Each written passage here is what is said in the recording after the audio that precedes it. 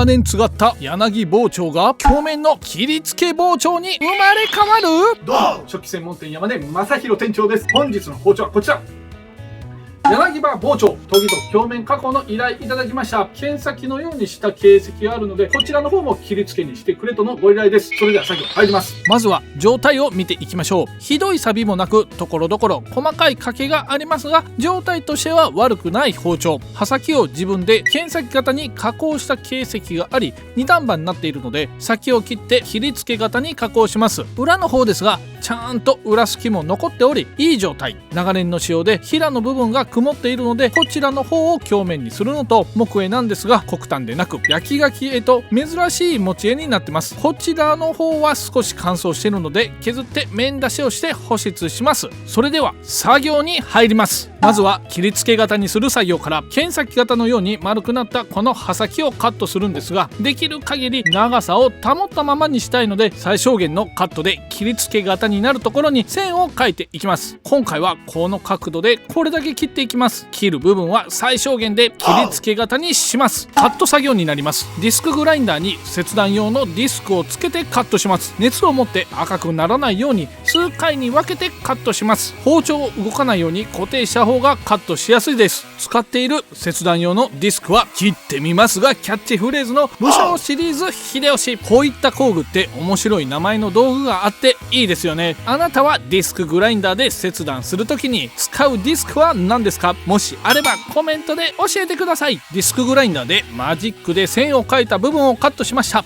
カットした断面が粗いので、次にディスクグラインダーのディスクを粒子が60番ぐらいのディスクに変えて研磨していきます。この作業で切った断面をきれいにするのと、切り付け型独特の刃先の斜めのところを削って作っていきます。ここも熱が出るので、ゆっくり焦らず削っていってください。やっぱり切り付け型にするのに切っただけだとかっこ悪いですよね。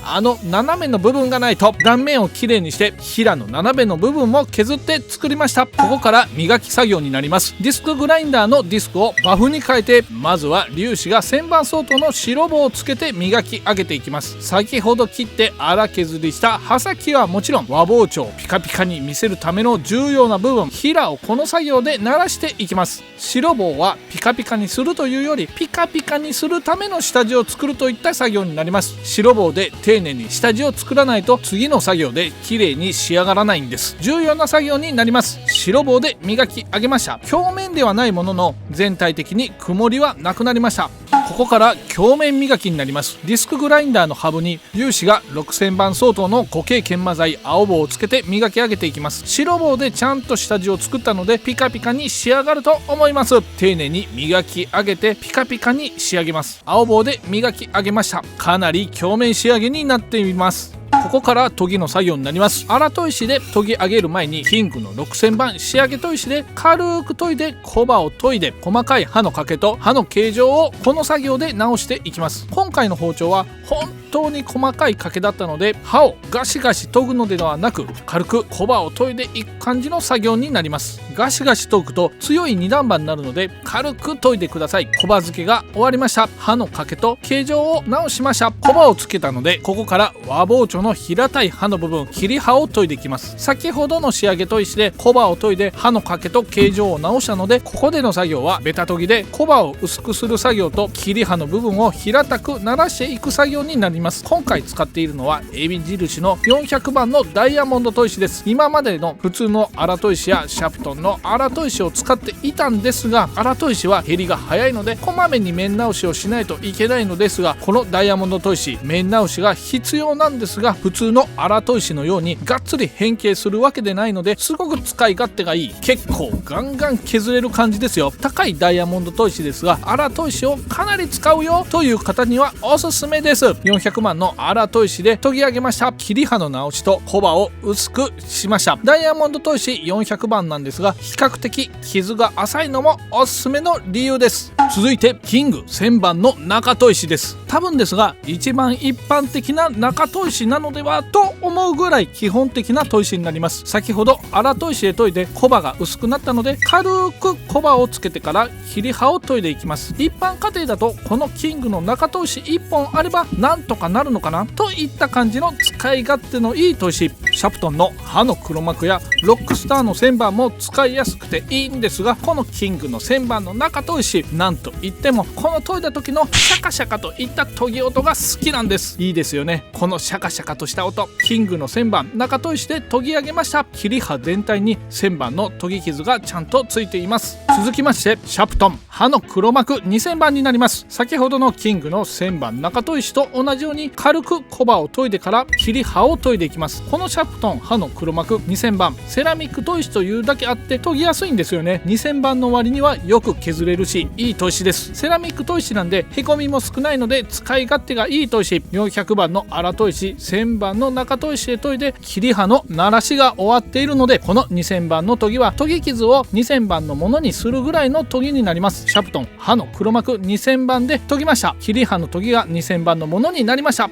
次の砥石はキング S16000 番仕上げ砥石。こちらの砥石もコバを研いでから切り刃を研いでいきます。ここから刃を研ぐというか磨くといった感じの研ぎになります。キングの仕上げ砥石6000番なんですが、これも独特な研ぎ心地になってるんですよね。セラミックとまた違って引っかかるような感じなんです。個人的に好きな砥石。この仕上げ砥石から面直しをして砥石の面を平らにしたら裏研ぎ裏押しをします。基本的に刃の掛けや形状の修正がない場合は仕上げ砥石から裏押しします。全体的に裏に当たってます。そんなこんなでキング S16000 番仕上げ砥石での研ぎは終わりました。最後の研ぎ作業になります。最後はシャプトン刃の黒幕8000番。こちらもコバを研いでから切り刃を研いでいきます。この最後の研ぎで切り刃と刃の部分を仕上げていきます。6000番での終わりでもよく切れるんですが、この8000番で研ぎ上げることによりさらにシャープな切れ味でほんとよく切れるようになるんです。当店食器専門店山根では柳刃包丁はシャプトンの刃の黒幕8000番で最後の研ぎになります。8000番で綺麗に研ぎ上げたら砥石の面直しをして面を平らにして裏押しをして包丁の裏を研いだら最後の作業として表のコバと裏押しを軽くしたら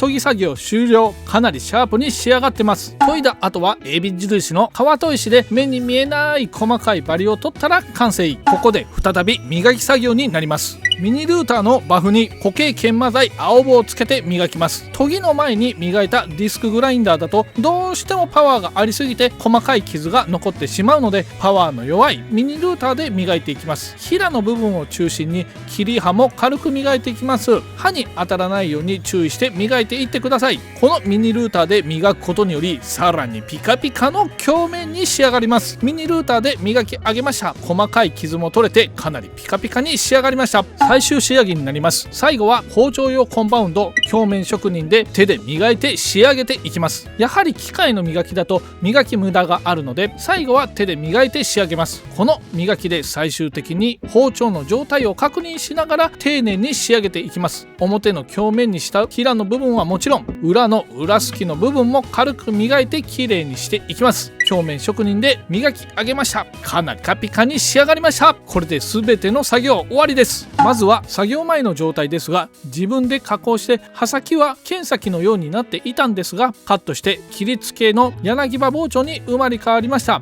全体的にくすんでいた平の部分はディスクグラインダーやルーターなどで磨き上げることによりこんなに綺麗な表面の包丁になりました。表面になると水を弾くので錆びにくくなって衛生的なんですよ。もちろん見た目もかっこいい。そして持ち絵の焼き書き絵なんですが、こちらも長年の使用で少しくたびれていたのでヤスリで削り面出しをして元の八角形の形状にまな板にも使える蜜蝋をなじませてしっとりと深みのある木絵に復活しました。刃も研いで付け直したのでこんなに切れる包丁に切れ刃を研ぎ上げてからうっすらと糸刃をつけたいい状態です。